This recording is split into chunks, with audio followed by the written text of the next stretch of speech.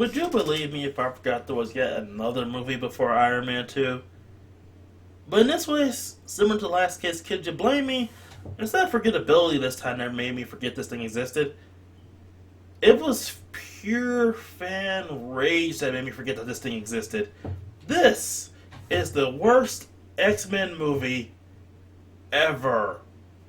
I swear it will probably never get as bad as this. This is a movie that's not true to the comics, not true to the other movies. It starts the confusing timeline of the X-Men films. In fact, this movie is so bad and forgettable, this movie is almost completely forgotten about by other movies. That's how pointless this is as a movie. Honestly, I could just end it there because this movie's reputation is so infamous. But the last episode was only about 2 minutes long, so let's do this. The film starts by going over the youth of young James Howlett, who witnesses I don't even want to talk good for this movie.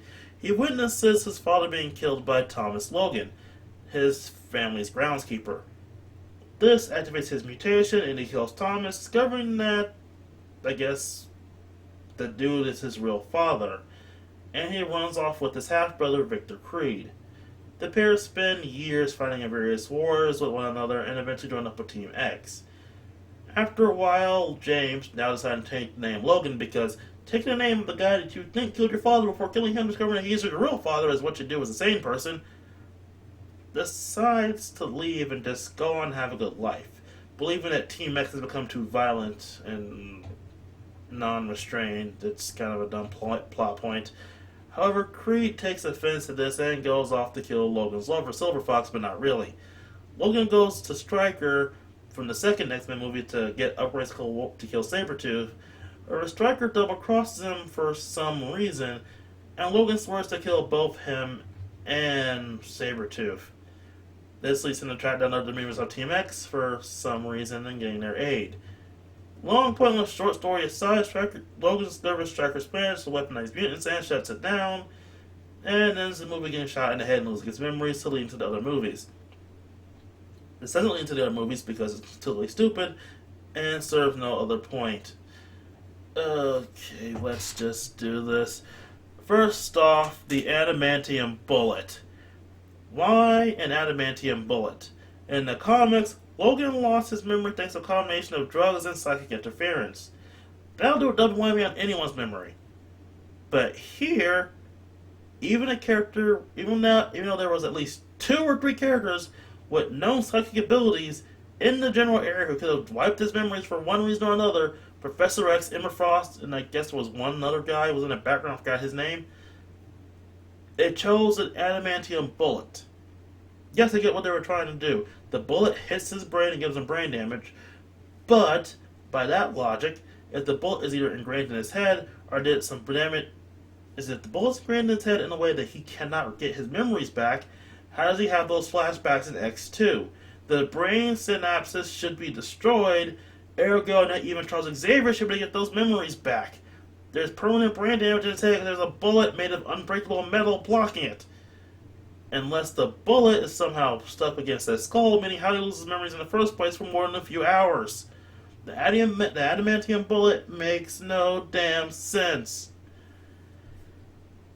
Oh, why is this film too long? It's over 100 minutes, but it has no right to be. A lot of this movie is just Wolverine running around to do random things and never seem to be connected with anything. He tracks down members of Team X to try and find information on Stryker. Okay, I don't get why you think they know anything. Half of them are literally retired, and the ones that you do know working for Stryker are the ones you're going to try to kill. Yes, it does eventually lead him to finding out that Stryker's hunting down mutants, but honestly, it could have had him trying to find other mutants. It didn't have to be simply Team X members. Also, Team X, really? You didn't want to say Weapon X? Come on, guys, you're a comic movie. At least go crazy. Also, Gambit. Gambit's here to basically say, oh, I know Stryker, he's hunting down mutants. So why is this scene longer than 10 seconds? He has a big fight up with Wolverine and Sabretooth that shows up at the end of the movie, but for no reason. And on top of that, considering the time scale this movie takes place in, he would be too old. He would be too old to do the one thing that Gambit's finally remembered for: his romance with Rogue. This was a pointless plot point. This serves no purpose. Why is it in the movie? Why is this movie longer than 100 minutes? And then there's Deadpool, or Barakapool, as he's known because they don't want to call him Deadpool. He's not Deadpool. I can understand why they call him Barakapool. That's nothing more than a name drop to seem cool to fans, but you kind of infuriate them when you tape up his mouth, give him powers he didn't have in the first place. You basically make him some kind of weird amalgam mutant. And I guess you could do that with Deadpool, but, Deadpool's whole shtick was the merc with the mouth, and you tape up his mouth. Then why is he Deadpool? I will say this, Ryan Reynolds was a perfect choice to play Wade Wilson, and I'm happy to see him return in the actual Deadpool movie, where he's actually playing Deadpool, not some asshole who says his name is Deadpool. But, oh dear God, this movie is exhausting. Like I said throughout the review, this movie is nothing more than a waste of time. I honestly talked more about it than I should have. Just had a pure, unbridled annoyance of this whole thing. They had plans to make multiple X-Men Origins movies. They wanted to make one with Magneto, which honestly sounded interesting. But if they were going to end up as bad as this one, I'm happy that they were canceled. This movie bombed so hard, almost took the entire X-Men franchise with them. But Fox decided to stick it out, if only to spite Marvel. So, yeah, this one just outright sucks. No reason to waste your time unless you want to get angry like I am. And let's finally move on to Iron Man 2 next time. Let's get in, everybody.